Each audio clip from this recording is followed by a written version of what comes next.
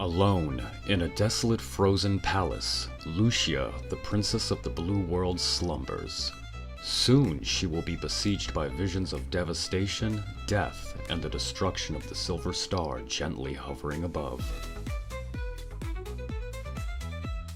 Released in the winter of '94, Lunar Eternal Blue takes place roughly 1,000 years after the events of Silver Star.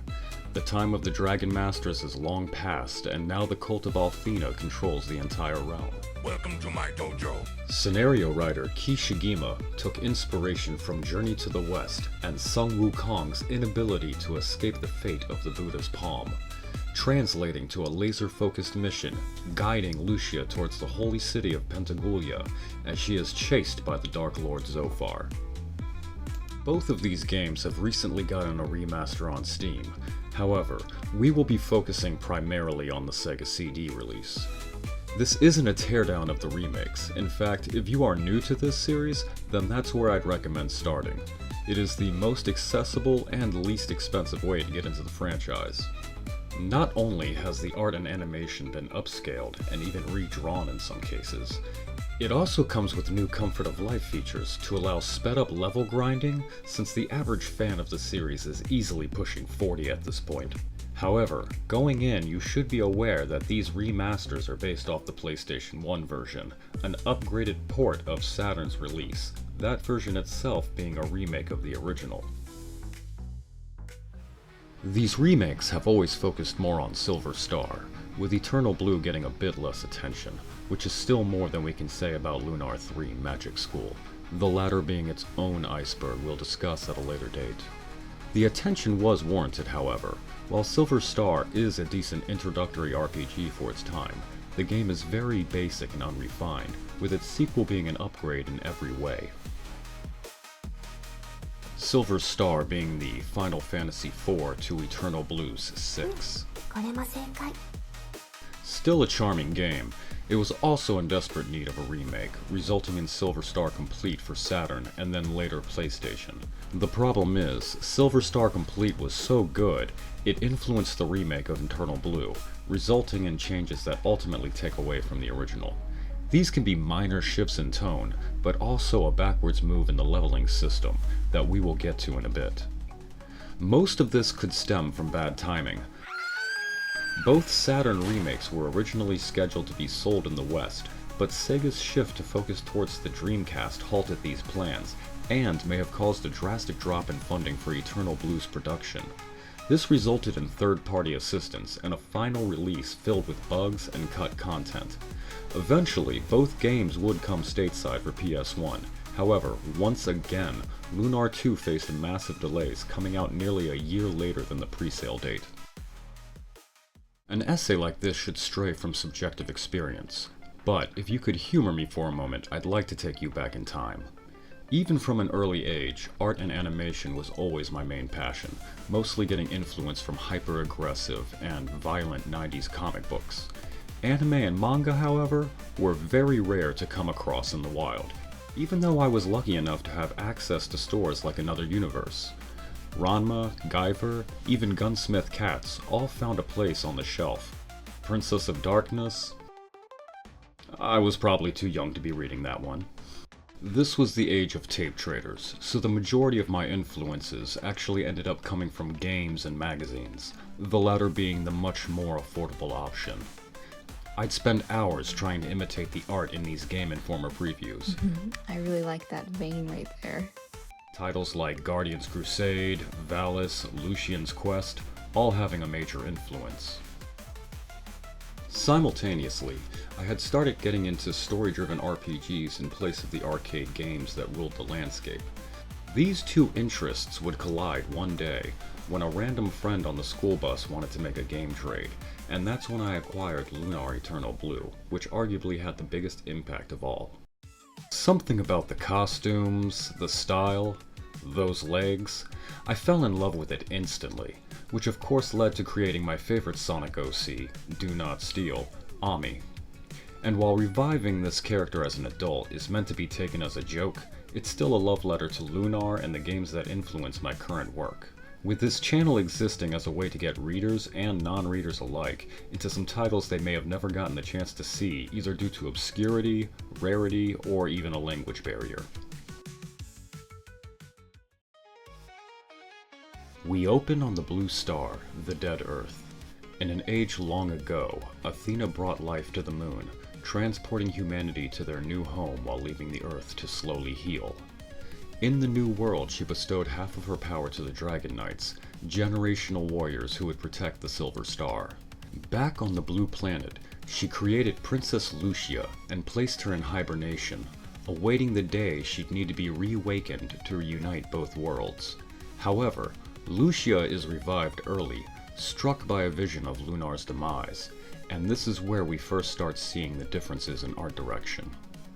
Blunt and graphic, the original opening takes full advantage of its limited frames to get the most impact possible in its short screen time. But in the remake, despite its hand-drawn animations and use of CG, we are left with a much weaker and less memorable substitution. These new animations are objectively better in almost every way, but sometimes you can just feel something missing. The scene is about emotionality. Where is it? Did you say something, Ruby? Oh, great. Don't tell me you're hearing voices now. I love Ruby. She, Mama, makes me happy. And is an amazing follow-up to Null from Silver Star, acting as the travel companion to Hero, a young, tomb-raiding adventurer, aspiring archaeologist, and our leading man. Introduced while in the midst of performing a heist in the Dragon Ruins, our hero finds himself in peril when his repelling line snaps, sending him crashing into the dungeon below. One blackout later, and he's up on his feet and ready for a wacky introduction monologue. Come on, Ruby, let's get out of here! Well, looks like you've caught us in another messy situation. Yeah, it's pretty fucking corny, but we don't really need any more depression games. The real world is already depressing enough. Who does this Joker think he is? Exiting with their newly acquired Dragon Jewel, they are cut off and questioned by White Knight Leo, captain of Athena's guard. En route to the Blue Spire atop the dragon ship Destiny, he warns of a coming confrontation and orders the duo to take shelter at home. Listen up. You kids need to evacuate this area. Spire! Ha! That guy seemed a little full of himself if you ask me. You gotta watch out around Ruby, she will burn you. Literally, she will light your fucking face on fire. A short walk around the southern peninsula, and we arrive home to find Hero's adoptive grandfather Gwen being questioned by Leo. Very little is known about Gwen, outside of him being an adventurer himself in the past, and being part of the Beastman race, similar to Jessica from Silver Star. It is believed that he may have met Hero's parents while on one of these outings, but this is mostly fan speculation. Our lead having a vague backstory is pretty typical for a JRPG of the time, but is somewhat ironic considering how active Alex's parents were in the previous title. Leo is familiar with Gwen's work, inquiring about information on the Blue Spire, only to be met with skepticism over the supposed destroyer, leaving in frustration. But, only a few moments later, Hero is frantically called on, as a strange phenomenon is in fact taking place at the Spire. Concerned over what this could mean, Gwen gives Hero the second dragon eye, and they both set out to investigate. Now that we have a second party member, we can start breaking down the battle system. The standout feature that separated Lunar from other turn-based games was position and hit count. Each character can only move so much distance on a turn, affecting the amount of attacks you get in, the attack maximum being different for each weapon. Area attacks can take advantage of grouped up enemies, while at the same time you need to pay attention to your placement to avoid the same thing. With the exception of Gwen, every character is multi-purpose, not following traditional class systems. Hero, for instance, has the heavy melee attacks you'd expect from a party leader, but can also use his boomerang to cause wind damage. Even Ruby has her use, dealing tiny bits of damage and using healing items on teammates, if RNG allows it. All of this translated to the remakes, except for one tiny detail that does matter to the feel of the customization. In the original Lunar 2, battle would not only give experience but magic points, which you would save up to pick which of your teammates' spells you wanted to level. They were also used to save in the US version, but we're playing the Unworking Designs hack to avoid that. Now, this may seem like a minor detail, but it gave the player an artificial feeling of customization that you would typically find in a Final Fantasy. Removing this was most likely due to wanting to keep uniformity between both remakes, running with Silver's system, but time crunch could have also been the culprit. Circling the peninsula towards the northern side, the trio soon arrive at the Blue Spire gates, using the 2 dragon eyes to open the entrance. This first pseudo-dungeon is pretty straightforward, simply circling around as you hit switches in order to continue forward towards the inner courtyard. From there we move into the main tower, another straightforward set piece as the group ascends towards the top. Arriving on the 7th floor, the group splits off to find the hidden entrance to the final level. Total shot in the dark, but I'm going to assume it's the large magical device with satanic symbols that happens to be sitting in the center of the room. Transported in an instance, Hiro and Ruby now find themselves in a new room with a crystal mysteriously floating off in the distance, which they cautiously investigate.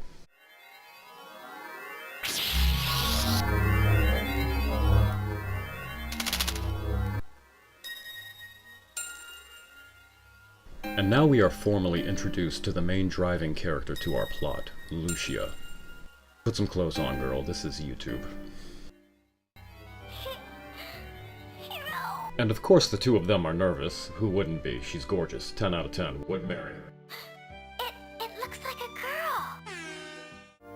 My name is Lucia. I have come from the Blue Star on an urgent mission.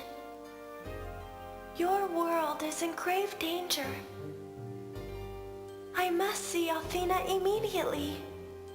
Take me to her. Being that it's his first time seeing a woman, he naturally has a simp moment. Ruby the hero! Hello!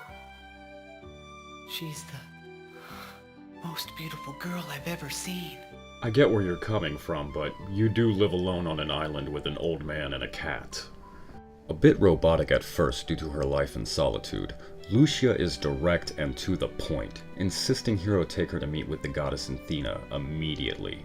This would be the real-life equivalent of having a stranger demand you get them a meeting with the Pope. It is legitimately hilarious how easily Lucia can order the main character around, no explanation needed. When she wants something, it happens. Gwen, however, has been around the block. He's over 300 years old, and knows a problem when he sees it, telling the group they need to leave immediately before Leo spots them with the girl. As you descend the spire, you'll come to realize Lucia is a powerhouse, able to one-shot every enemy encounter you come across as if it were nothing. Again, 10 out of 10. I'm not saying you should cheat and use this moment to experience grind, but I won't condemn you. Look! What's happening to Lucia?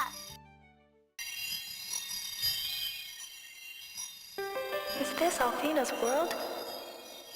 I do not sense the aura of her magic power. But then, perhaps the evil hides it from my sight. Making our way out the front courtyard, Lucia is halted by an ominous presence, and we are given our first introduction to the villain, Zophar. Who is it? Who's there? Oh no, it can't be.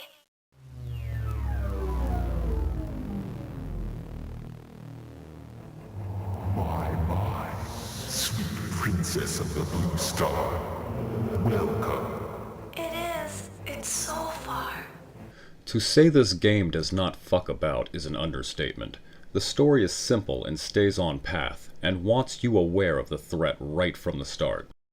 I'm afraid I had to seal away the power of the 4 dragons. You see, very soon, you will be all that stands between me and universal domination. Tell me, darling, was it good for you?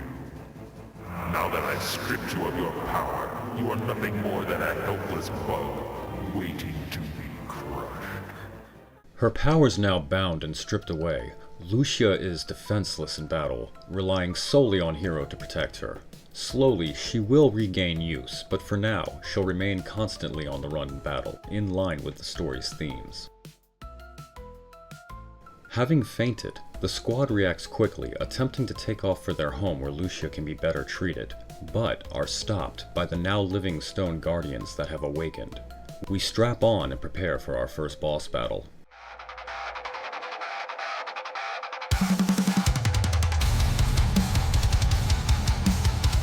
And they are done. Yes, we're a tiny bit overleveled, but it's for the sake of getting this video finished. Exiting out the front, the group is ambushed by 3 more guardians, putting up much more of a challenging fight than the first one. This is of course meant to be unwinnable. I have tried to sequence break it in the past, but with no luck. In any scenario, an attack rains down from off-screen, ordered by General Leo. Annoyed yet worried for the group, he orders them once again to return home so that he may search for the destroyer, noticing Lucia now amongst the group. Curious to her weakened condition, he begins to interrogate the group, but thanks to Ruby's quick thinking is misdirected into chasing a phantom monster, allowing the group to make their leave. Arriving back at their home, Lucia's condition is only worsening, as she is given a place to rest on the fold-out sofa, while Gwen frantically searches for information on a possible cure.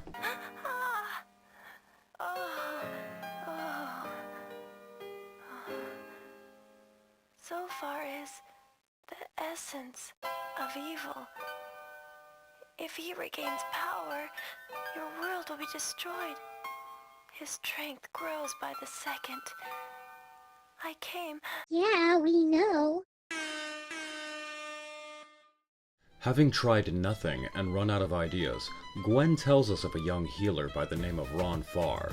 The last he'd heard, the priest still lived in the nearby town of Larpa, lending Hiro his small boat to make the journey to the mainland. One short cutscene later and we arrive at port, heading into the desert town to ask around about the priest's possible whereabouts. Quite infamous, Ron Farr's home is easy to find, surrounded by tweakers, upset that they have lost their money drunkenly gambling with him at the pub. And so that is where we will search next, finding a man who matches the description perfectly, but vehemently denies the identity, even going so far as to insult his doppelganger. You know, he's kind of a deadbeat. I can't believe he was ever a priest for Althena, but I'll tell you where your guy is, if you beat me in a game. The game that rules my life, because the only truth I've ever found lies right here. In these! He does, however, want to throw down, and offers to give us the information we need if we can beat him at a game of dice, learning quickly why he's earned the reputation for cheating. Ruby immediately calls him out for using loaded dice, but is interrupted when Lucia faints, causing an instant 180 in the gambler, now fully eager to offer aid, quickly transporting Lucia to his home. Arriving back at his shack, Ron Farr finds a note from the mysterious LM, an old friend who had come by to catch up. Ignoring that, we head inside to check on Lucia, only to be interrupted by said friend, who happens to be Leo. These two go way back, with Ron Farr nearly being his brother-in-law, so when Leo tells him of his mission to find Lucia, the Destroyer, he knows his boy isn't lying. He also understands that Leo can be too loyal, and feeling something is off about his story, is convinced to keep Lucia's presence a secret. Despite being a drunken gambling degenerate, Ron Farr's actually a pretty cool guy. 10 out of 10, would marry. He's the kind of guy you like to smack in the ass. Deciding to place his trust and faith, Ron Farr lets the dice decide his next move, and, in his surprising loss, offers to sneak the group into Athena's shrine in order to treat Lucia's affliction. Slotting in as our healer, he's more warrior cleric than white mage, fully capable of dealing damage. On top of that, he also borrows from the gambler archetype, with luck-based magic that can affect status or insta-kill a random person on screen.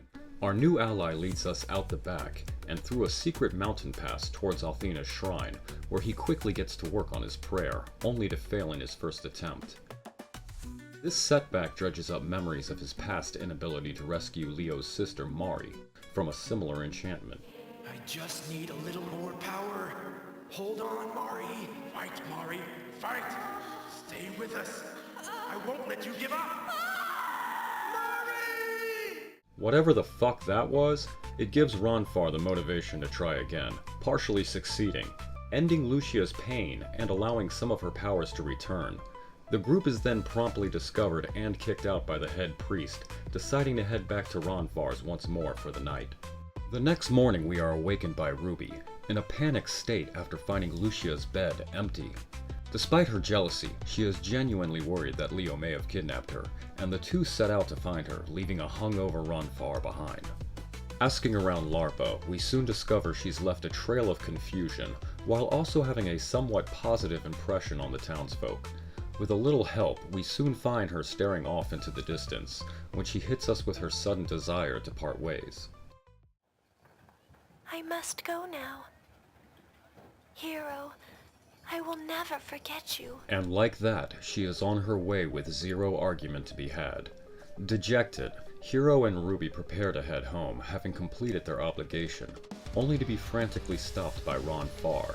Confirming Lucia has left for Dalton alone, Ronfar chastises Hero for essentially sending her to her death, informing him that Leo is also planning to head towards Dalton, and so they immediately set off in that direction themselves in hopes of intercepting Lucia.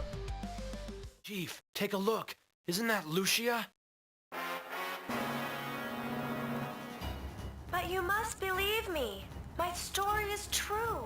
I have no reason to lie. If I do not find Althena before Zophar returns to power, he will just... Leo is not fucking about, and sends Lucia to be locked away in the ship's brig, leaving the boys no choice but to sneak aboard for a quick rescue.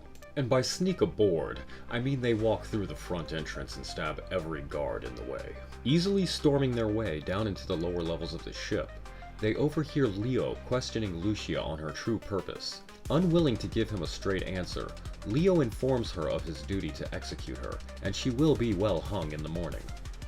Trying their best not to giggle, the gang frees Lucia from her cell, only to hear Leo making his return, and with some quick thinking are able to trap the general. Feeling betrayed, he demands to know why Ronfar would help an enemy of the church, only for Ronfar to reassure him that they are both still on the same side. He has complete faith in Leo, but does not at all believe Lucia to be evil, informing his friend on their plan to journey towards the holy city of Pentagoulia for the real answer. Traveling by ocean no longer being an option, the gang head north towards the Illusion Woods, with Leo on their trail. Near the entrance, they come across a woodsman, who in his desperation to regain his losses from gambling with Ronfar, offers to teach them the magic needed to enter the forest maze, if Ronfar will play him double or nothing. Clearly not having learned his lesson the last time, he quickly loses, and keeps his end of the bargain, allowing us to enter. Still in pursuit, Leo arrives shortly after we enter the maze, only to realize the advantage this has given him, planning to cut us off up ahead. Some of these dungeons can be legit mazes, and though none of them are as confusing and random as Silver Star, they can be frustrating. My only suggestion in this scenario would be to ignore exploring and only grab chests directly en route to keep track of where you've been. You'll still most likely end up circling back once or twice, but if you pay attention to the layout, you'll quickly be through it. And speaking of paying attention, the real show is about to start.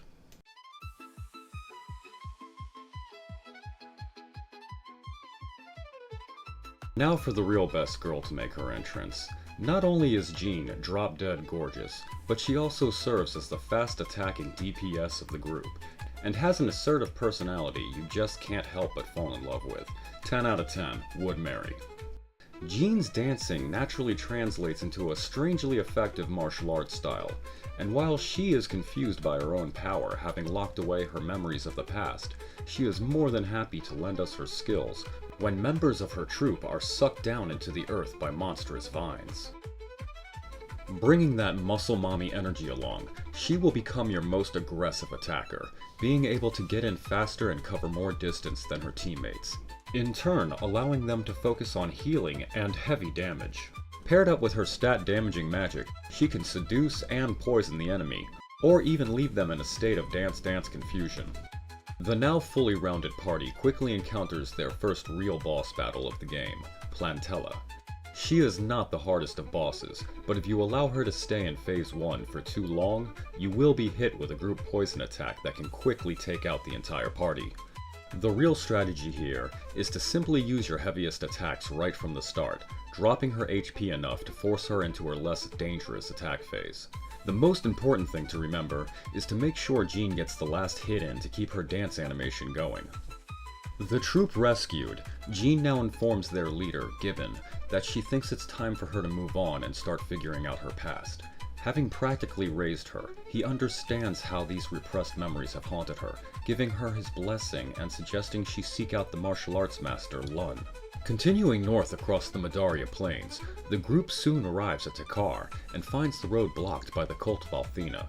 The cult claims there are monsters ahead, and until the town can raise money for them to pay for protection, the route will remain closed.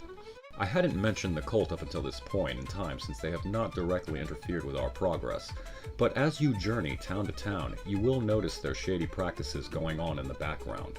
In the last city we visited, Dalton, the Althena statue that usually sits at the gates allowing for a quick heal had been smashed, forcing travelers to pay 100 silver to pray in their shrine, and things will only get worse as we continue from here.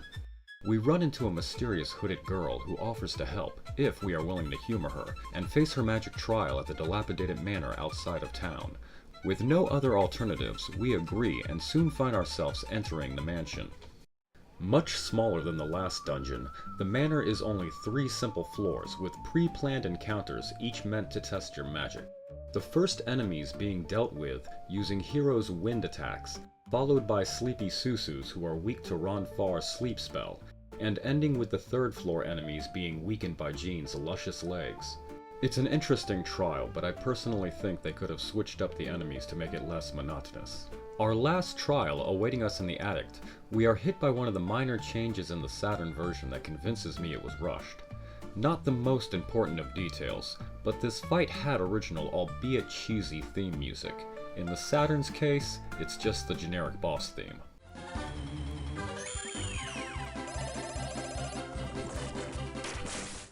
That's all you're getting, copyright issues. Another easy boss down and we have passed the trial, ready for this reveal. You idiot! Huh? You totally destroyed my Mega Magic Tester! Oh well, I guess you did pass. Ta-da! Congratulations, you're a winner! Less flashy than our other waifus, Lamina's got brains and a great credit score. The junior premier of the Magic Guild, she is on a quest to restore the city of Vane to its previous glory, bringing heavy-hitting black magic attacks to the battlefield. 10 out of 10 would marry. Keeping her word, Lamina shows us her back door, guiding us through the tight crevices of Bandit's Butte. Halfway up, we run into one of the coolest enemies in the game, and another huge disappointment for the remake. Replaced by a generic endgame boss rush, Phantasm Soldier is yet another Lucia stalker, this time being from the Blue Planet itself. Having a tiny bit of a resemblance to Siegfried, he does not fuck about, coming at you hard with both blade and gun. A bit of a challenge even if overleveled, he will retreat for now, only to come back during a certain special quest much later in the game. Pulling out from the Butte, we circle around to the west and towards Nota, where Althena's cult is once again being shady as fuck, convincing an older follower with dementia to donate their home as a new shrine. Ignoring this elder abuse, the gang attempts to head across the bridge in order to continue their journey to the west, but are cut off by Leo, who sends his soldiers out immediately to capture you. Escaping one screen over, the soldiers mostly stand there doing nothing, allowing you to walk away at your own leisure. Jean suggests that we head over to the Carnival Troop's new location to borrow their magic arrow, an experimental rocket ride, and so we head slightly north. A quirky little set piece, the Carnival allows you to partake in some gambling or wandering around in the dark in the Giggle Room while trying not to get felt up by a stranger. I said trying. Having dealt with our clown girl kink, we get straight to business, asking Gibbon if we can borrow the rocket, only for Leo to once again fuck things up, locking down the Carnival for a full search. Pointing out Lucia's very distinct and easy to spot outfit, he suggests a costume change, and we jump into one of the most important story events so far, Lucia's clothing montage. Being a man of class, Ronfar suggests that he and Hiro sneak a peek, only to get quickly found out by the girls, who promptly beat their ass.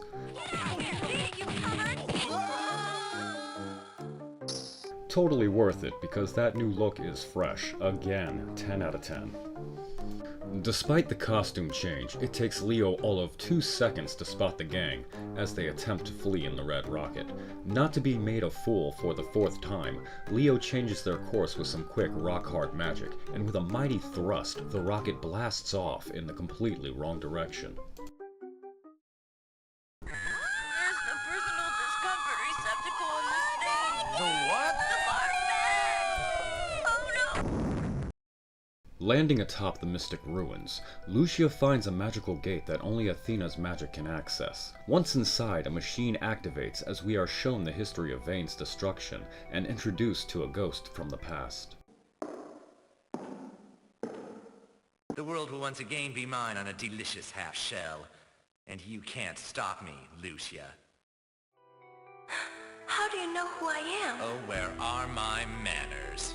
Let me introduce myself. I am Galleon. Galleon. Uh-oh. Yes, the very same Galleon who took over the story of Lunar Silver Star as its main villain. Former Magic Emperor, sexiest of the 4 heroes, and chosen savior to the Vile Tribe, whatever the fuck happened to them. He is back from the dead, minus his harem, but with an all-new look. 10 out of 10. Would marry. The time is not yet right for our decisive encounter. We will meet again, dear Lucia. It's our destiny. A villain randomly showing up to taunt, threaten, and then run off can feel a bit lame and even cliché, but I promise you, Galleon has his reasons for playing things the way he is throughout the game, and having him in the background makes for a much more interesting 3-party dynamic. The slow descent down his tower, much less interesting. Not for lack of trying, this is actually one of the more involved dungeons in the game, but it can be a bit overwhelming. Sega CD did not have the best load times, and on real hardware, this section can take forever. Luckily, in battle you have AI command, which I only bring up now because in areas like this, it will become your best friend, significantly shortening your battle time so that you can concentrate on the confusing mazes and not lose track of where you have been. Hitting the first floor foyer, we discover Galleon is a fairy boy, having converted his home into a sanctuary in order to protect the defenseless species. Again, he's a wild card. With a little more Athena magic, Lucia unlocks the exit and we are back on the road. And Leo is back on our ass, cutting the gang off with the dragon ship. With nowhere to run, it does look like we finally may be captured, only for Galleon of all people to unleash a devastating magic attack, forcing a retreat. Wild card, bitches! Yeah!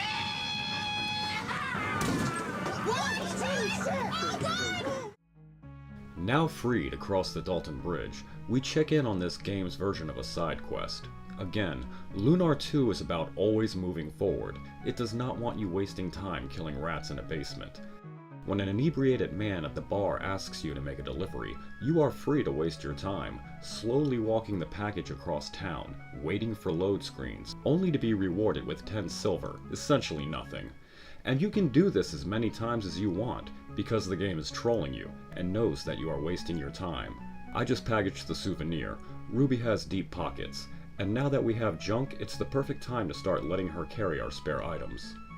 Continuing northwest across the Katarina Zone, they arrive at the ominously quiet mountain town of Zulan, which happens to be Ronfar's birth home, although this is only implied by NPCs and we are dealing with that lovely translation. We are informed that a monster is causing the terrible weather that's made continuing forward impossible, and even worse, the freezing temperatures have taken some of the villagers' lives. The gang obviously agrees to help, causing Lucia to lose her shit, walking out on the party for delaying her mission. I do get what they were going for with this. She cannot stop moving towards her goal, but it is shockingly out of character, and makes no logical sense with the path forward being blocked off anyway. The gang keeps their promise and heads up into the mountains to handle this situation. This dungeon is simple despite its length, but easy to take if you pay attention. The slide puzzle may look like a time-wasting loop, and it is. but if you always skip the first slide, it's a straight shot up to the top. And as long as you remember to grab the firebrand sitting at the very peak, you'll have an easy time with the boss.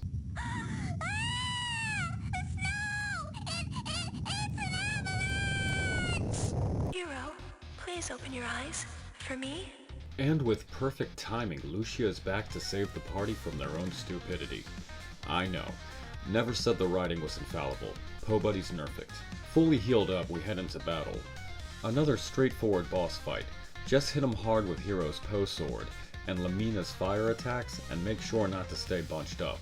You'll burn through this one before you know it. Continuing forward, we arrive at the port of Maribia, a town that should be very familiar to Lunar 1 fans, being the hometown of Jessica, the tomboy priestess from that game. 10 out of 10 would marry. Also, we find Ramus, descendant of the other Ramus, still keeping up his old man's legacy. 10 out of 10 would marry. Welcome to my dojo. I am Blue Karate Master Lan. Many consider me foremost of Althena's heroes. Gonna be honest, I'm glad he did that voice so I didn't have to. Jean finally gets her chance to talk with Lun, informing him of her upbringing with the Blue Dragon cult, where she was taught the Blue Dragon martial art style along with the Black Dragon assassination style. Lun, the Blue Dragon Guardian, has no idea who this mystery man could be. It's Lun. Really fucking obvious. But Lun tells Jean of a group of bandits nearby who have been kidnapping children and also use Blue Dragon martial arts. So Jean goes along with this because she's a fighter, not a thinker. A short jog over to Tobin's Peak, we discover it to be a large tree growth wrapped around Galleon's defunct war machine. And shortly after that, we discover another old friend from Silver Star. Well, I'll be a monkey's uncle-in-law. It's the spitting image of you, Ruby, except it's white. Hey, I thought you were supposed to be one of a kind. I thought I was. Hey, you over there! Wait up! Are you deaf or something? I said wait! Me down this instant! Who do you think you are? My name is Null.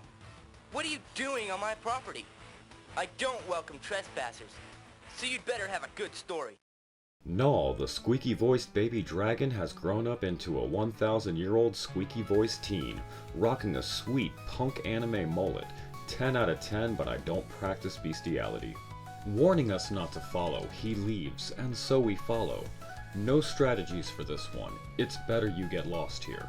I'm not a numbers guy, but you'll quickly see the experience difference going from an average of 1 to 200 experience per battle over the last several hours, to the 5 to 700 you'll get here, and this will remain a better spot to grind till the later game. Atop the peak we are confronted by Null, and quickly surrounded by his lost boys like guards, who accuse the gang of being Blue Dragon spies. Inside we find what resembles an orphanage more than a war room, learning that Null has been protecting these children from the cult while providing them a home.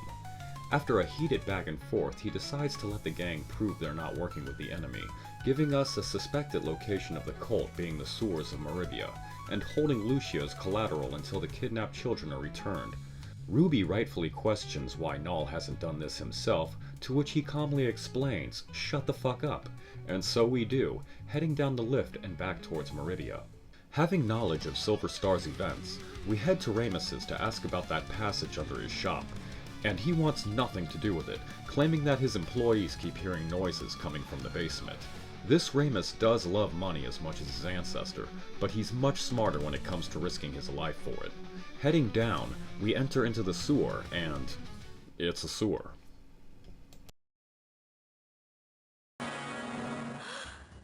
That mask! It's the one that... Well, Jean, have you taken to associating with trash like this on a regular basis? I'm disappointed in you. After all, you were my best and brightest student. It's such a shame you left as you did. Now, you will pay the ultimate price! Arriving at the same location as Silver Star's boss battle, we run into Not Lun and his cult, preparing to transport their newest recruits by underground ferry. Jean is ready to go, and so we immediately begin throwing down with some of the cult members, and even get one in on this mysterious masked man. Not wanting his super secret identity revealed yet, Not Lun runs off like a coward, while simultaneously daring us to come face him in the Tournament of Death. The freed children now making their way back to Null's place, we exit from the sewers only to find ourselves in Lun's dojo. Shocking, I know. Receiving a hero's welcome back at the peak, Null thanks the gang for getting the kids back, and is very insistent that Hero go looking for Lucia on his own. Sneaking our way into the sauna, Hero catches Lucia in a very private moment, and with quick thinking decides to just stand there, staring like a creeper. Who's there? At least he got to see some side boobs, so good for him. After a quick razzing from the guys, we head out, only for Null to grab us up, presenting a gift, the white dragon wings. It's been a long time since they've been used, so the wings are a bit old and busted, but so am I, and while they currently lack the power to teleport you around the map, they can get you out of dungeons. With the barricades down, we can now head south to Vane, which has seen better days. However, this is the biggest sign that the timeline changed after development started, with Vane being at a stage of rebuilding you'd expect to see only soon after its fall. It has been 1,000 years, Hellmel's Beastman Castle is now a martial arts dojo, the world has changed, but Vane looks like the credits of Silver Star have just ended moments ago. At the gate, Lamina is met by a worried acquaintance, who frantically explains that Borgin, the Black Dragon Guardian, has ordered the city be sealed under martial law during his important business here, hitting on Lamina's mom. A bit perturbed that her most mortal enemy would come by for a booty call with her mother, Lamina activates the magical gate outside of town, allowing us to sneak in using the now defunct Magic Trials dungeon. Vast and empty, this almost feels like another meta joke, presenting you with a very easy to follow path, with 0 enemy encounters, and Lamina scolding you anytime you try to take a treasure. You will be allowed to come back later to open these chests, but everything is worthless, purposely wasting your time like the other side mission. There are 2 bosses, however both feel like slightly stronger enemies, as if building up to something bigger, but nothing. You pop out in town, and that's it, mission complete. Arriving at Lamina's home, the manor belonging to the Magic Guild, I am now reminded to bring up that her last name is Osa, as in the descendant of Mia Osa, the shy but powerful daughter of Silver Star's premier, Lamia, and student to Galleon. She's alright. Inside, Borgin is busy putting the moves on Lamina's mom, and she is not having that shit, so starts pressing him to leave. And it is understandable. Not only is Borgin an extremely dangerous mage in his own right, but he's also cruel and a liar, and also a slaver, incredibly ugly, out of shape, and I assume he smells like cat piss, though I can't be certain because he is fictional. Oh, look what we have here. Lamina, Junior Premier of the Guild. Remember me? I'm Borgin, creator of Neovane and the most powerful wizard in the world. Ring a bell, Dumpling? I thought it might bring back a few fond memories. Attempting to convince Lamina he isn't a total scumbag, he kidnaps her mother, taking her back to Neovane, a gothic imitation of the real Vane, kept afloat using the magic of the Black Dragon. Lamina runs up to the roof to have a cry, which is a scene I'd laugh at as a child, because children are stupid. But it's actually very understandable, and while she tries to hold back how she really feels, the gang takes the time to reassure her that they've got her back on this one. Drying their tears, the gang arrives at Azado, a connection point to Pentagoulia. Under siege from nightly monster raids, the cult has been selling holy anal beads to wear in order to ward off these attacks. Searching for a more direct way in, we decide to seek out the gatekeeper, who is known by the locals for his drinking habits. So we search the bar first, only to find a priest randomly chastising the drunken patrons. Ignoring him, we continue to search until we find the man drinking himself to death at home. We march up the shrine spire, easily dispatching anything in our way towards the teleportation pad, only to discover that this itself is the source of the town's infestation. A multi-part boss, you're best starting off with your full screen magic abilities, while attacking vines when they are used to wrap your teammates up. This game really likes its binding fetish, but we push past that weird kink and easily defeat the monster. Confused by why the cult would be setting monsters loose on its own people, the gang is interrupted by Leo's guards, once again, who mocks Ron Farr for forgetting that this was literally the port of call for his dragon ship. Ron Farr tables that turn by questioning Leo's involvement in the town's extortion, which he vehemently denies any knowledge of. Sending the gang to be locked up in the brig for transport, he pulls Hiro aside for a one-on-one, admitting he no longer trusts either side of this conflict, asking for the young adventurer's opinion on Lucia. After making a very mature period joke, Hiro confirms Lucia's pure intentions, and Leo confirms he feels the same. The two are soon interrupted by a priest, now questioning Leo's loyalty, as he summons another beast to take him out. Leo, however, is a powerful swordsman and earth magic user in his own right, and so the two easily dispatch the foe with little effort. Betrayed, and now fearing for the safety of Hiro's party, Leo suggests a temporary partnership in order to escape the death trap. Easily fighting their way back down the tower, the two soon catch up with the guards who have been completely slaughtered, and upon exiting, we are confronted by the culprit, Leo's sister and head priestess to Athena's cult. Mari, guardian of the Red Dragon's crest, and Ron Farr's ex-lover, is like a crazy goth GF version of Jessica, possessed by the blood of Zophar. She is more than ready to drop everyone. 10 out of 10, but we don't stick our dick in crazy. Well, well, brother. It appears you've become soft in your old age. Althena gave a direct order to destroy Lucia, and for some unknown reason, you've chosen to ignore it. Leo is not about to kill his best friend, an unarmed woman, several civilians, and their cat, placing the gang under his custodial protection until this shit can be sorted out by Athena herself. Mari allows Leo to have this win, but warns that he will be judged alongside Lucia when he arrives at Pentagoulia. Ocean-bound, we make our final leap towards the Holy City. Knowing this may be the last time he will see her, Hiro asks around for Lucia, with the gang cluing in fast to his crush, and Jean being overly insistent. And Leo is being persistent, in that he will 100% execute you on the spot if he feels that you are a threat in the presence of Athena. That pleasantness aside, we find a random guy talking about eating fish, and since Ruby is almost a cat, we ditch her here in order to have a private one-on-one with Lucia. I was alone as one. My heart was as ice, so cold. Wind whispering sweet melodies. That was beautiful, Lucia.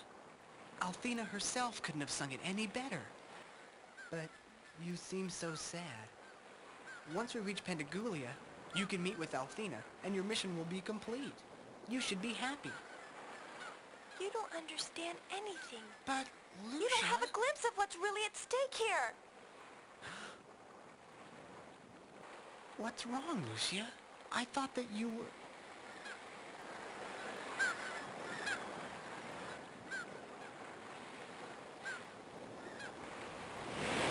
I came from the Blue Star to find Althena. That's my only mission.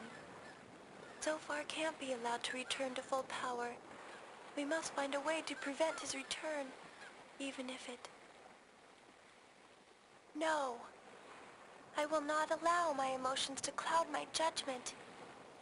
Even if Zophar does return fully, perhaps we can block his power with help from Althena. Once that's done, my mission will finally be complete. Then won't everything be okay? Oh, Hiro. If I am forced to release Althena's power, it might mean...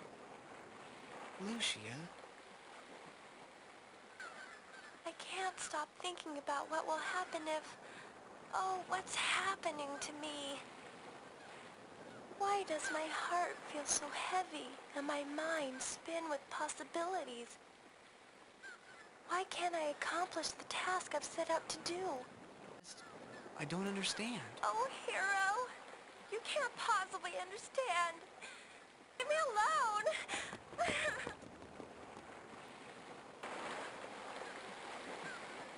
Unable to comprehend the mind of a woman, Hiro sits in stunned silence, wondering if it was something he said or didn't say, and the correct answer is yes.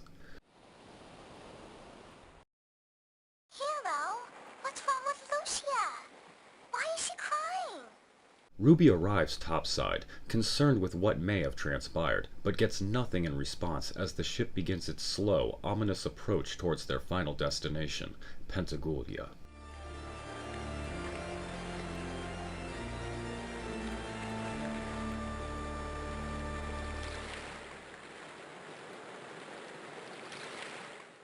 The gang has arrived at their final destination, as have we, and we are left with several questions. What fate awaits Lucia in Pentagoulia, and what is the true nature of her mission? Will Jean ever put two and two together and realize Lun and the Masked Man are one and the same? Can Lamina rescue her mother from the insatiable clutches of Borgin? And will we ever figure out what this bitch's problem is? And who the fuck is this lady pretending to be Athena? She doesn't have blue hair and is wearing far too much clothing. All of this will be answered in part 2, and I will catch you in the next one. Whenever that is, I'm still recording footage. Blue star above me, your mystic shimmer tells